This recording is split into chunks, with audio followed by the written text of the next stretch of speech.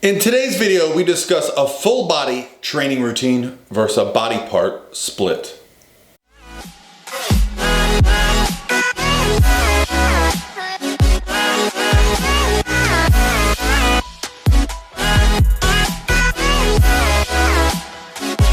All by myself.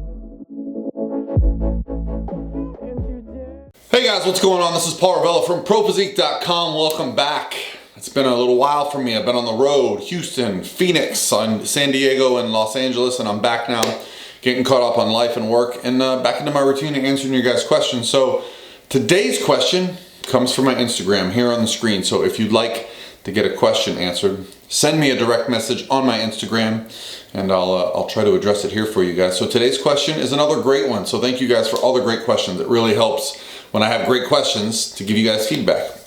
So the question basically comes down to this. This person has been doing a full body routine 3 days a week, but is now having trouble adding training volume because the workouts start to get too long. So I want to talk about some other options for this person, because full body workouts are certainly a great way to start. And they're actually something I suggest when people go on vacation. Because when we're on vacation, sometimes we don't want to spend as much time in the gym. We want to just get a workout in and feel good. You can certainly maintain your muscle for short periods of time just by getting in a full body workout a couple times while you're away for, say, a week, okay? So that's something I suggest. But for the purposes of building muscle, what we want to do is now look at opportunities to increase training volume in a single session. So instead of doing a full body routine, what I would typically have someone like this do is start to do upper-lower splits.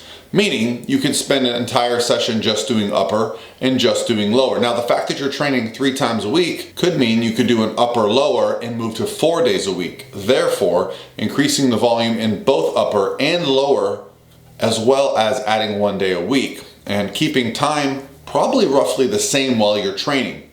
The real opportunity for us as athletes that progress over time in the bodybuilding realm, when we want to add muscle and add size, well, the biggest variable is going to be volume. Strength is very important as well. It's good to get stronger. I like pushing for both. That's why I discuss and share a lot of things related to non-linear periodization, where we're training in a heavier rep range once a week and a higher rep range later in the week, kind of using undulating patterns of periodization. This has some research behind it, and it could be beneficial for muscle growth, and I personally used it and seen a benefit. So, what is my opinion on what's better? A full body split, a push-pull split, an upper-lower split? Well, it all comes down to what your goals are. Okay, if your goal is to optimize muscle to the most that you can, I certainly feel like training a body part and giving it time to recover is going to be necessary.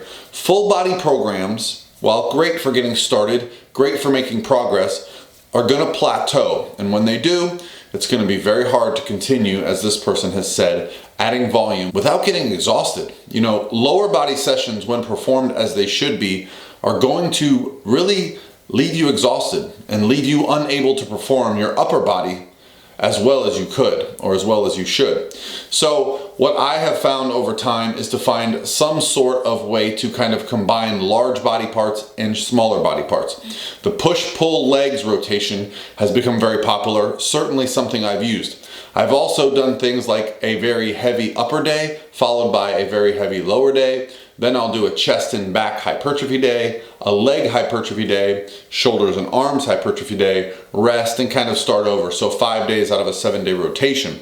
I've had a lot of success with that. So whatever program you're doing, look at the opportunities. Sometimes it can be beneficial to not look at your training cycle in a 7-day series. We tend to do that because that's our week. But our muscles don't understand time. They only understand what we're giving it, the stimulus and the recovery. So sometimes it can be beneficial to set up a training program with a bigger time frame, a macro cycle with micro cycles built in that are not just based around 7 days. Though that is pretty typical. It's how I set up most of my programs because it helps us keep the rotation going.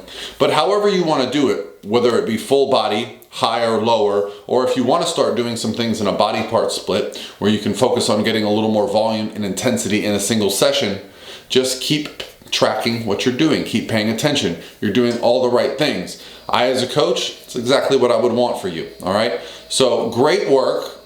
I think you should transition from the full body, try to do some upper and then a lower, and then maybe a rest day, upper, lower, another couple rest days, and start again based on your availability. You know, this lifestyle all comes down to what our goals are, how much time we want to commit to it, and what we want to put into it. For those of us that are willing to risk everything or change everything because we have this one goal, well, then it can be really fun to experiment with, you know, volume per session, volume per week, frequency. All these things are available as tools for us to build more muscle. All right, guys, hopefully that helps. And I hope you guys are having a great start to your week.